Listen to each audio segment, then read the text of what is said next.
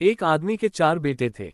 वो चाहता था कि उसके बेटे ये सबक सीख ले के किसी को परखने में जल्दबाजी नहीं करनी चाहिए। इसलिए इस बात को समझाने के लिए उसने अपने बेटों को एक सफर पर रवाना करने का फैसला किया और किसी दूर दराज इलाके में नाशपाती का एक दरख्त देखने के लिए भेजा। एक वक्त में एक बेटे को सफर पर भेजा कि जाओ और उस दरख्त को देख कर आओ। बारी बारी सबका सफर शुरू हुआ। पहला बेटा सर्दी के मौसम में गया, दूसरा बारिश में, तीसरा गर्मी के मौसम में और सबसे छोटा बेटा खीजा के मौसम में गया।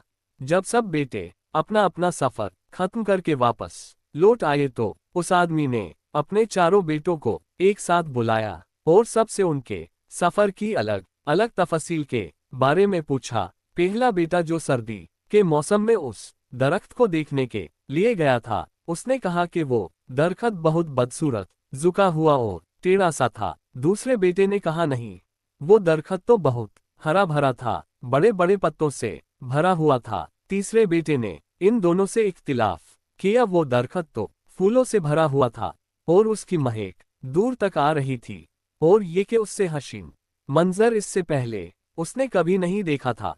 अब सबसे छोटे बेटे ने अपने सब बड़े भाइयों से इख्तिलाफ करते हुए कहा कि वो नाशपाती का दरख्त तो फल से लदा हुआ था और उस फल के बोझ से दरख्त जमीन से लगा जिंदगी से भरपूर नजर आ रहा था।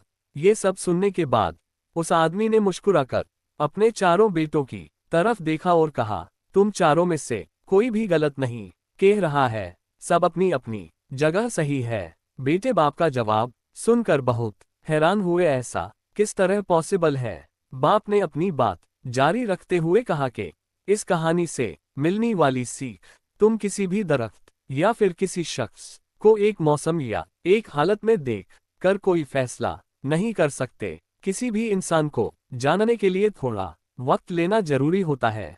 इंसान कभी किसी हालत में होता है तो कभी किसी और हालत में। अगर दरख्त को तुमने सर्दी के मौसम में बेरौनक देखा तो इसका मतलब ये नहीं कि इस पर कभी फल नहीं आएगा। इसी तरह किसी शख्स को तुम लोग गुस्से की हालत में या किसी गुनाह के कामों में देख रहे हो तो इसका मतलब ये हरगिज नहीं कि वह बुरा ही होगा।